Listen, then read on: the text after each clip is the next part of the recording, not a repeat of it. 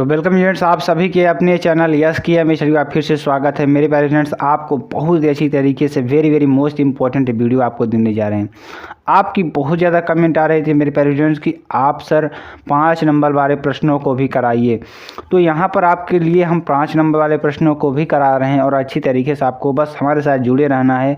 अगर देखिए मैथ है तो मैथ में फार्मूले को पढ़ना और उसको समझना थोड़ा कठिन होता है। तो अगर समझ लेंगे, अगर एक प्रश्न आपको समझ में आ गया तो उससे टाइप जो प्रश्न आएंगे आप तो कुछ स्टेप तो कर ही पाएंगे। अगर इसको 4-5 प्रश्न अभ्यास कर लिए तो आप पूरा ही कर लेंगे। तो स्टूडेंट्स, आपको बस हमारे साथ जुड़े रहना है और अच्छी तरीके से अपनी तैयारी को कंटिन्यू करना है बस, और आपसे कुछ नहीं चाहिए मेरे प्यारे स्टूडेंट्स। बस आपको यही चाहिए कि आप चैनल को लाइक करिए, शेयर करिए, सब्सक्राइब करिए, कमेंट करिए और अपने मित्रों तक इसको शेयर करिए। शेयर इतना करिए कि यहाँ पर सारे बच्चे अपने जो तैयारी कर रहे हैं उसकी इम्पोर्टेंस को समझ सकें और अपने एग्ज़ाम के लिए बेहतर से बेहतर परफॉर्म कर सकें। यहाँ पे देखिए, कक्षा 12 सब्जेक्ट गणित की बात करेंगे। 2022 मॉडल पेपर के मोस्ट इंपॉर्टेंट क्वेश्चंस की बात करेंगे। उससे पहले सबसे महत्वपूर्ण सूचना क्या है कि हमारी जो skmstudyclasses.com वेबसाइट है और skm स्टडी टेलीग्राम चैनल है उसका लिंक डिस्क्रिप्शन में दे दिया गया है। तो मेरे प्यारे स्टूडेंट्स, आपको वहाँ पर जाना है, विजिट करना है और अच्छी तरीके से अपनी पढ़ाई को कंटिन्यू करके रखना है। ठीक है, चलिए अब हम पहले प्रश्न की बात करेंगे जो आपके लिए बेहद इंपॉर्टेंट है और बहुत ही महत्वपूर्ण प्रश्न है। बहुत बार प्रश्न आया हुआ प्रश्न है और इससे रिलेटेड आपके बहुत सारे प्रश्न मिलेंगे भी। ठीक है, तो आपको अच्छी तरीके से पढ़ने के लिए मेरे प्यारे, अगर आपको वीडियो अच्छी लगेगी तो कमेंट लाइक शेयर ज़रूर करिएगा और हमें आपके कमेंट का इंतज़ार रहता है कि मेरे बच्चे जो हैं अच्छी तरीके से पढ़ाई कर रहे हैं और कमेंट भी कर रहे हैं कि सर अच्छा पढ़ा रहे हैं या नहीं पढ़ा रहे हैं। अगर आप ख़राब कमेंट करेंगे तो हम और बेहतर पढ़ाने का, अगर आपको समझ में नहीं आएगा तो आप कमेंट करके बता सकते हैं कि सर हमें समझ में नहीं आया, तो हम और बेहतर बताने का आपको प्रयास करेंगे कि अगली बार जब आपकी क्लास लगे तो अच्छी तरीके से समझ में आ गए। देखिए, यदि a बराबर 1,3, b बराबर 0,0, k बराबर c बराबर k,0, तीन बिंदु इस प्रकार हैं कि त्रिभुज ABC बराबर 3 वर्ग मात्रक, तो k का मान ज्ञात करिए। देखिए, आपको मालूम होगा त्रिभुज के 3 भुजाएं होती हैं और उसमें 3 बिंदु ही होते हैं, आपको ये मालूम होगा। जैसे आपको मालूम होगा त्रिभुज हमारा ऐसे बनता है, एकदम बेसिक तरीके से आपको हम बता रहे हैं। तो यहाँ पे देखिए, एक बिंदु यहाँ पर, एक बिंदु यहाँ पे, एक बिंदु यहाँ पे, तो आपको 3 बिंदु ही बनने वाले हैं। अब ये कह रहा है कि जो इसका क्षेत्रफल रहे वो कितना है, 3 वर्ग मात्रक है। अगर 3 वर्ग मात्रक है मेरे प्यारे स्टूडेंट, तो अगर यहाँ पे 3 वर्ग मात्रक दे दिया है तो आपको मालूम होगा कि इसका जो क्षेत्रफल होता है, उसके बाद हम देखिए जो प्रश्न के अनुसार क्या है, त्रिभुज ABC का क्षेत्रफल है 3 वर्ग मात्रक है। ठीक है, तो यहाँ पे इसका क्षेत्रफल निकालेंगे 1/2 1 1,3,1। ठीक है, यहाँ से क्या हो जाएगा 1 3, देखिए यहाँ से क्या होगा कि जैसे देखिए x1 x2 x3, y1 y2 y3, z1 z2 z3। तो यहाँ से तीनों को हम एक मान लिए हैं, z1 z2 z3, क्योंकि यहाँ पे z का मान दिया ही नहीं है तो इसको हम एकांत मान लेते हैं, एकक मान लेते हैं। ठीक है, तो यहाँ से अगर इसको सॉल्व करने का प्रयास करते हैं मेरे प्यारे स्टूडेंट्स, यहाँ तो आपको अच्छी तरीके से समझ में आ गया होगा। अब देखिए, प्लस माइनस जो क्षेत्रफल भी होता है यहाँ पे प्लस माइनस दोनों में लेते हैं। ठीक है, क्योंकि क्षेत्रफल कभी माइनस में नहीं हो सकता है। ठीक है, चलिए अब देखिए हमारा क्या है कि 1,3,1,0,0,1 K0,1 बराबर प्लस माइनस 6 कहाँ से आया, इस 2 का मल्टीप्लाई इसमें हम कर देंगे। इधर डिवाइड में इधर आएगा तो मल्टीप्लाई में हो जाएगा। अच्छी तरीके से आपको समझ में आ रहा होगा।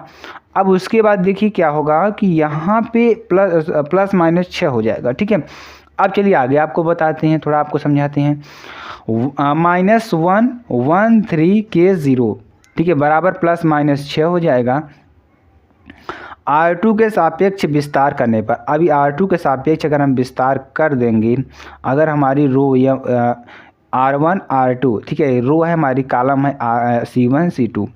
ठीक, अगर हम R2 के सापेक्ष इसका विस्तार कर देंगे तो क्या मिलेगा, देखिए अगर इसमें सापेक्ष हम विस्तार करते हैं तो क्या मिलेगा, 3K मिलेगा। ठीक है, इसका मल्टीप्लाई इसमें करेंगे 0 हो जाएगा।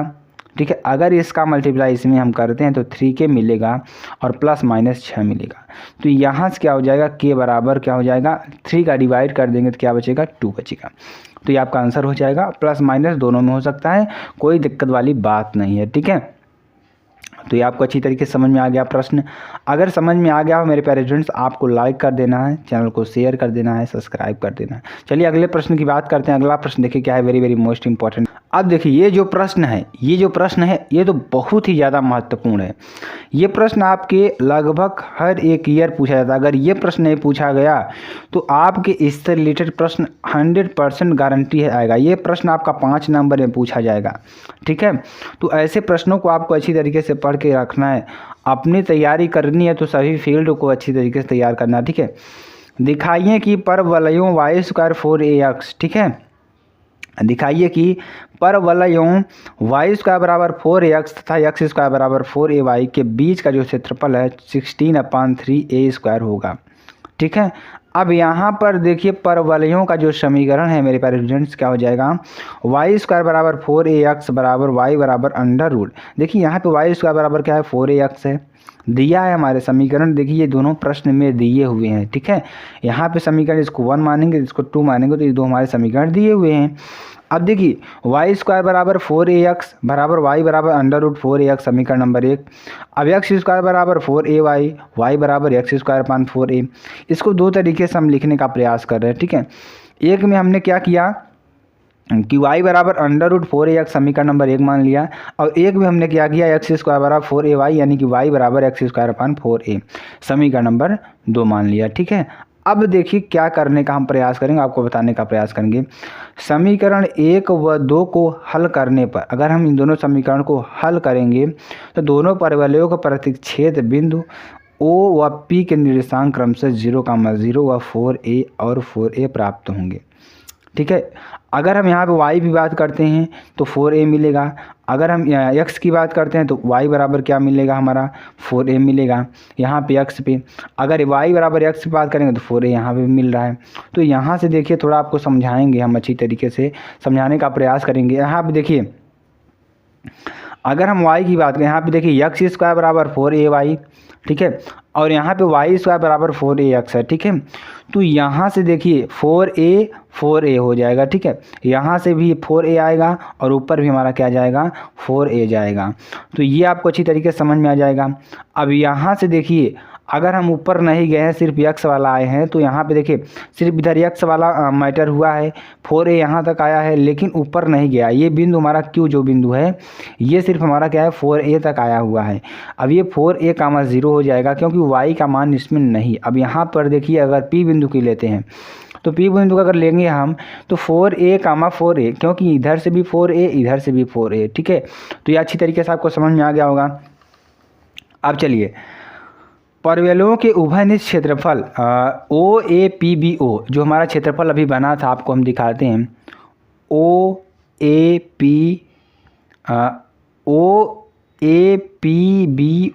ठीक है, यहाँ से OAPBO, ठीक है। तो ये हमारा बन जाएगा। अच्छी तरीके से आपको अच्छी तरीके से समझाने का प्रयास करेंगे। चलिए आगे आपको बताते हैं। ये जो क्षेत्रफल बनेगा हमारा क्षेत्रफल OAPQO क्षेत्रफल OBPQO का क्षेत्रफल, ठीक है।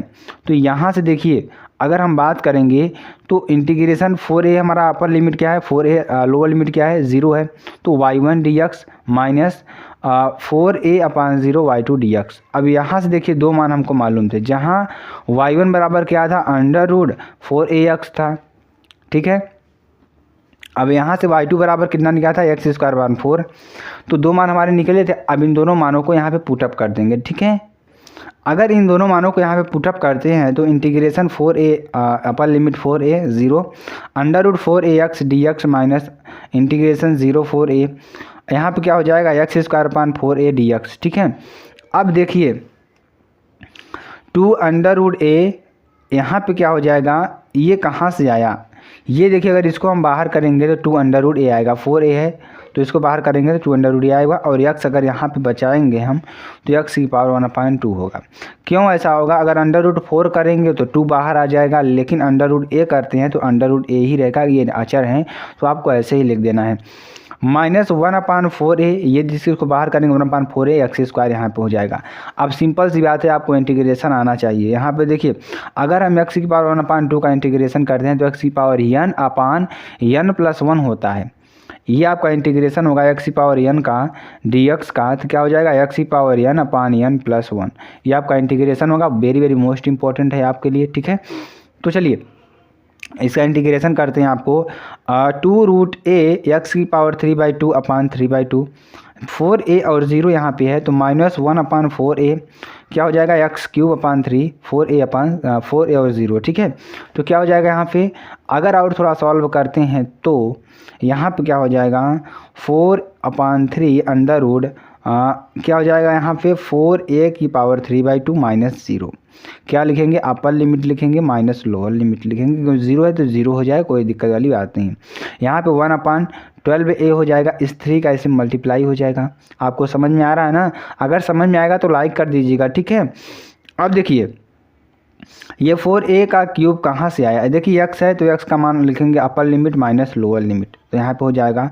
अब सिंपल तरीके से सॉल्व कर लेंगे तो 4/3 अंडर रूट a, यहाँ से इसका सॉल्व करेंगे तो 8a माइनस यानी कि 4 का यानी कि यहाँ पे 2 का क्यूब हो जाएगा, तो क्या हो जाएगा 8a a under root a, ठीक है। यहाँ पे देखिए अगर हम बात करते हैं तो अगर हम इसके पावर का करेंगे 4 की पावर 1/, देखिए इसको थोड़ा सॉल्व करके आपको बताते हैं। अगर 4 की पावर 3/2 है, ठीक है, तो आप थोड़ा समझिएगा इसको। अगर हम 4 की पावर 2 करेंगे, ठीक है, 1/2 करेंगे की पावर 1/3, कोई दिक्कत यहाँ वाली बात नहीं होगी। अब यहाँ पे देखिए 2 का स्क्वायर करके की पावर 1/2 की पावर 3 करेंगे, कोई दिक्कत वाली बात नहीं है। इस 2 से 2 कैंसिल हो जाएगा और बचेगा क्या 2 की पावर 3। अब 2 की पावर 3 का यहाँ पे क्या कर दिए 8a कर दिए हैं।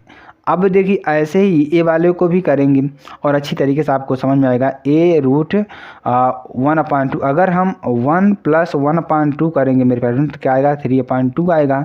तो यही चीज़ यहाँ पे किया गया है, ठीक है।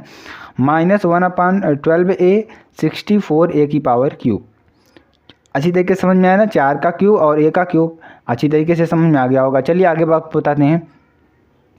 32a²/3, ये थोड़ा तो इसको थोड़ा सॉल्व करेंगे।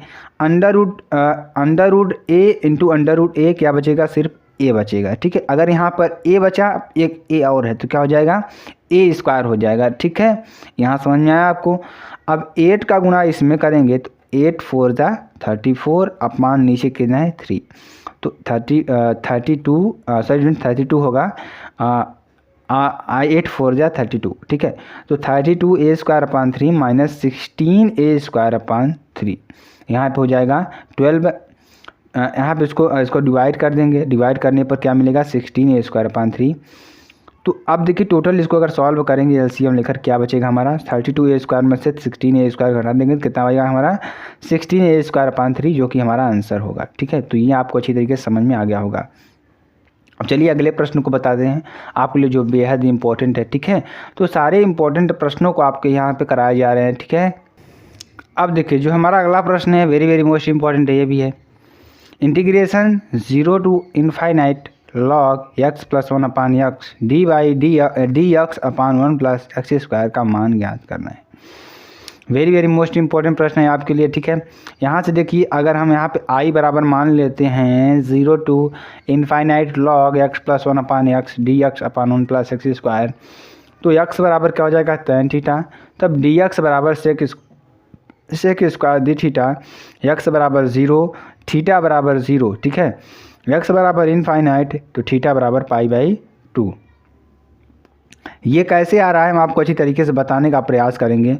हम मान लेते हैं माना x बराबर tan थीटा, तो इसका अगर हम अवकलन करेंगे तो sec उसका dθ होगा, ठीक। कोई दिक्कत वाली बात नहीं है। अगर यहाँ से हम क्या करते हैं, अगर यहाँ से x बराबर क्या मान लेते हैं 0, यहाँ पे 0 रख देंगे तो x का मान जो होगा क्या हो जाएगा इनफाइनाइट हो जाएगा, ठीक है।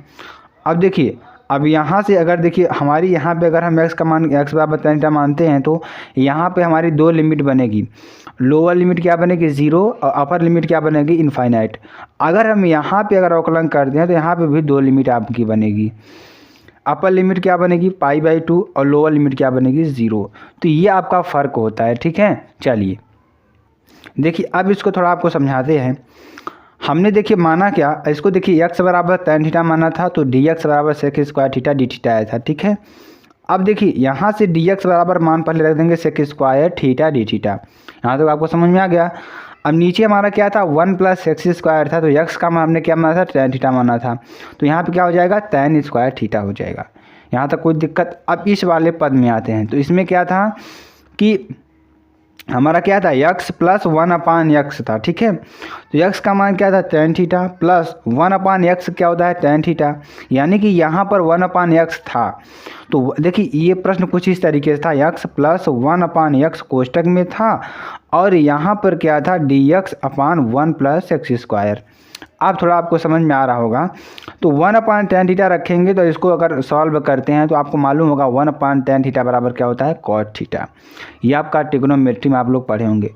अगर हम इसको tan थीटा के मान में रखते हैं तो हमारी लिमिट क्या बनेगी 0 और π/2। हमने आपको पीछे ही बता दिया, अच्छी तरीके से समझ में आ गया होगा। चलिए अब देखिए इसको थोड़ा सॉल्व करने का और प्रयास करेंगे। यहाँ से देखिए 1 प्लस tan स्क्वायर थीटा बराबर सेक स्क्वायर थीटा, तो सेक स्क्वायर थीटा से सेक स्क्वायर थीटा कैंसिल हो जाएगा, तो बचेगा कि हमारा डी थीटा बनेगा। इसको हम सेक स्क्वायर थीटा में बदल देंगे, ठीक है। अब देखिए इंटीग्रेशन 0 से π/2 log sine square theta plus cos square theta upon sine theta cos theta d theta, ठीक है।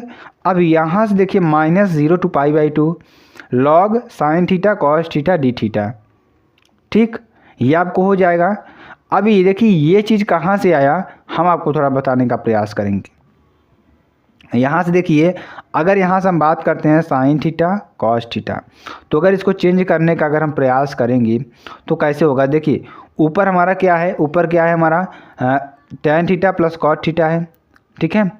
और देखिए अगर इसको हम थोड़ा चेंज करेंगे sign square theta plus cos square theta upon sine theta into cos theta, ठीक है। चलिए देखिए इसको थोड़ा अगर हम चेंज करने का प्रयास करेंगे तो कैसे करेंगे। देखिए अगर यहाँ से tan थीटा बराबर क्या कर दें, यहाँ देखिए tan थीटा है और प्लस कॉट थीटा है, ठीक है। थोड़ा ध्यान समझिएगा इसको। यहाँ से होगा sine theta upon cos theta, ठीक है, plus cos theta upon sine theta, ठीक है। अगर हम cos theta sine theta LCM लेते हैं तो इसका मल्टीप्लाई इसमें होगा साइन स्क्वायर थीटा, इसका मल्टीप्लाई इसमें होगा कॉस स्क्वायर थीटा। टोटल हमारा क्या आएगा sign square theta plus cos square theta upon sine theta into cos theta. वही चीज़ यहाँ पर लिखा गया है, बिल्कुल आपको अच्छी तरीके से हम समझाने का प्रयास कर रहे हैं, ठीक है। अब इसके बाद देखिए क्या करेंगे, इसका मान आप लोग जानते होंगे sign square theta plus cos square theta बराबर 1 होता है, आपको ट्रिग्नोमेट्री में पढ़ाया गया होगा, ठीक है। चलिए अब यहाँ से देखिए इंटीग्रेशन क्या हो जाएगा 0 से π/2 log sine theta into cos theta, ठीक। अब यहाँ से देखिए इंटीग्रेशन, अब देखिए अगर इसका हम अवकलन करें यानी इंटीग्रेशन करेंगे तो कैसे करेंगे। Upper limit lower limit log sine theta d theta, ठीक है, क्या हो जाएगा log sine theta d theta plus integration log cos theta d theta. इसको हम अलग अलग थोड़ा कर लेंगे, ठीक है।